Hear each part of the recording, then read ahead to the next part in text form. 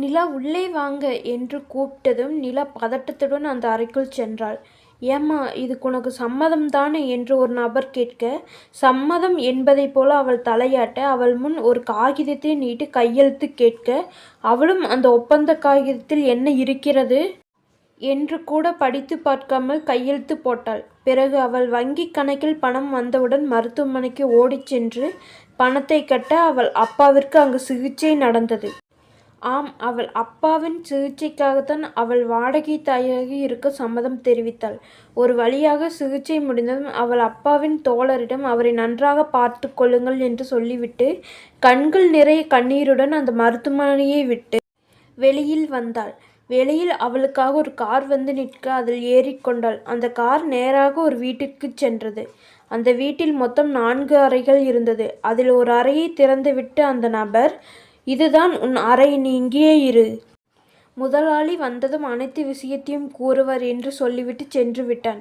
அவன் சென்ற கொஞ்ச நேரத்தில் விக்கி வந்தான். அவனுக்குத்தான் குழந்தை பெற்றுக்கொள்ள வேண்டும். அவன் மனைவிக்கு ஒரு சிறிய விபத்து ஏற்பட்டதால் அவளால் குழந்தை பெற்றுக்கொள்ள முடியாது என்று கூறிவிட்டார்கள். அவன் மனைவி மீது வைத்துள்ள அன்பால் அவன் வேறு திருமணம் செய்யாமல் குழந்தையே வேண்டாம் என்று இருந்தான். ஆனால் அவனுக்கு பின் அவன் மனைவியை யார் பார்த்து கொள்வார்கள் என்ற பயமும் இருந்தது. அவனின் உறவினர்கள் அனைவரும் எப்போ இவன் சாவான், எப்போ நம் கைக்கு இந்த சொத்து வரும் என்று எதிர்பார்த்து காத்து கொண்டிருந்தனர். அதனால்தான் குழந்தை ஒன்று பெற்றுக்கொள்ள வேண்டும் என்று அவன் நினைத்து வாடகை தாயை தேடிக்கொண்டு இருந்தான். அவன் அதிர்ஷ்டமோ நிலாவின் துரதிர்ஷ்டமோ என்று தெரியவில்லை. இப்போது நிலா இங்கு வந்திருக்கிறாள். விக்கியை பார்த்ததும் நிலா எந்திரிக்க, உனக்கு எல்லாம் தெரியும்னு நினைக்கிறேன். குழந்தை பெற்று கொடுத்துவிட்டு சென்று கொண்டே இருக்க வேண்டும் என்று கூறிவிட்டு அவன் மேல் அறைக்கு சென்று விட்டான். அவன் சென்ற பின் நிலாவிற்கு கொஞ்சம் பயமாக இருந்தாலும் அதை வெளிக்காட்டி கொள்ளாமல் இருந்தாள். சிறிது நேரம் கழித்து பணிப்பெண் ஒருத்தி வந்து, நீங்க சீக்கிரம் குளித்துவிட்டு இந்த ஆடையை மாற்றிக்கொண்டு மேலே செல்லுங்கள் என்று கூறினாள்.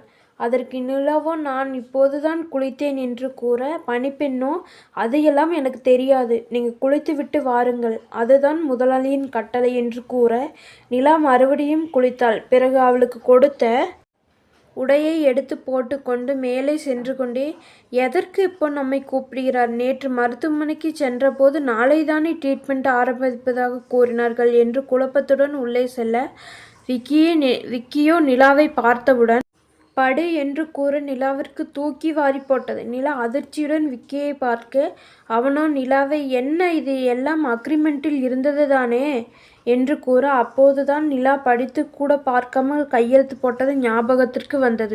அந்த விஷயத்தை நிலா விக்கியிடம் புரிய வைக்க முயற்சி செய்ய, விக்கி எதையும் கேட்காமல் நிலாவை தள்ளி அவன் நினைத்ததை நிறைவேற்றி கொண்டான். அதற்கு பின் நிற்க கூட முடியாமல் மெத்தையில் சாய்ந்தாள். காலையில்தான் நிலாவிற்கு நினைவு வர, இரவு நடந்ததை நினைத்து அழுது கொண்டே இருந்தாள். அதற்கு பின் விக்கி அங்கே வரவில்லை.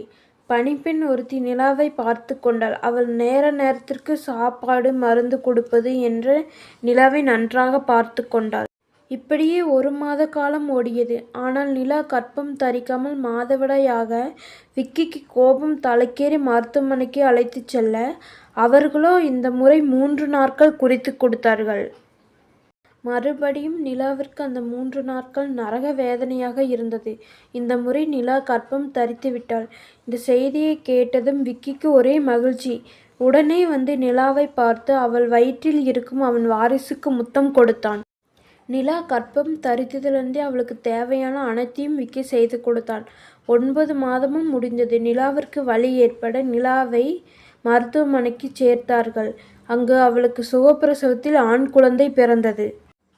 ஆனால் குழந்தை பிறந்த கொஞ்ச நேரத்திலேயே குழந்தையை விக்கியிடம் ஒப்படைத்து விட்டார்கள். அந்த குழந்தை பார்ப்பதற்கு அப்படியே விக்கியைப் போலவே இருந்தது. மயக்கம் தெரிந்து நிலா பக்கத்தில் பார்த்தாள். அங்கு குழந்தை இல்லை. அங்கு இருக்கும் மருத்துவரிடம் அவள் குழந்தையை பற்றி கேட்க, அவளோ குழந்தையிடம் விக்கியிடம் கொடுத்துவிட்டோம் என்று கூறிவிட்டார்கள். மேலும் நீ குணம் அடையும் வரை இங்கேயே பார்த்து கொள்ளும்படி கூறிவிட்டு சென்று விட்டார்கள் என்று அவள் கூற, நிலாவிற்கு குழந்தையை கூட பார்க்க முடியவில்லையே என்று அழுதாள். நிலா மருத்துவரிடம் என்ன குழந்தை பிறந்தது என்று கேட்க, அவர் ஆண் குழந்தை என்று கூறினார். கொஞ்ச நாட்களில் நிலாவிற்கு உடல் நலம் தேறியதும் அவள் வீட்டிற்கு சென்றாள். அங்கு நிலாவின் தந்தை நிலாவை பார்த்தவுடன், என்னால் தானே உன் வாழ்க்கையை இழந்துவிட்டாய் என்று அழுக நிலா அவரை சமாதானம் செய்தாள். சிறிய காலம் சென்றதும் நிலா அவள் இயல்பு வாழ்க்கையை வாழ ஆரம்பித்தாள். அதற்கு பிறகு அந்த குழந்தையை பார்க்க நிலா பலமுறை முயற்சி செய்தாள். ஆனால் எதிலும் பயனில்லை. ஆனால் விக்கியோ அவன் குழந்தையுடன் அங்கு சந்தோஷமாக இருந்தான்.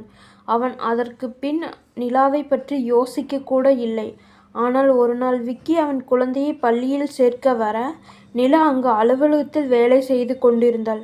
அங்கு அவள் விக்கியை பார்த்தவுடன், அதுதான் நம் மகனாக இருக்க வேண்டும் என்று நினைத்து அந்த குழந்தையை பார்க்க, அப்படியே அந்த குழந்தை விக்கியைப் போல இருந்தது. பிறகு விக்கி நிலாவை பார்த்ததும், நீ இங்கே என்று கேட்க, அவள், நான் இங்கேதான் வேலை செய்கிறேன் என்று அவள் கூற, சரி என்று தலையாட்டினான். உங்கள் மனைவி என்று நிலா கேட்க, அவள் குழந்தை பிறந்த கொஞ்ச நாட்களில் மாரடைப்பால் இறந்துவிட்டாள். இப்போது நானும் இவனும் தான் என்று அவன் கூற, குழந்தை என்ன நினைத்ததோ என்று தெரியவில்லை, நிலாவை அம்மா என்று கட்டிக்கொண்டது. விக்கி குழந்தையை நிலாவிடம் வாங்க நினைத்தாலும் குழந்தை நிலாவை விட்டு வர மறுத்துவிட்டது. பிறகு நிலாதான் குழந்தையை சமாதானம் செய்து குழந்தையை விக்கியிடம் கொடுத்தாள்.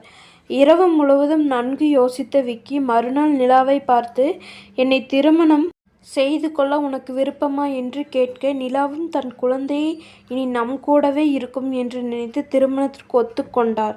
மிக எளிமையான முறையில் இவர்களின் திருமணம் முடிய, அன்றிலிருந்து நிலா அவன் மகனுடனும் விக்கியுடனும் அவள் வாழ்க்கையை மகிழ்ச்சியாக ஆரம்பித்தாள்.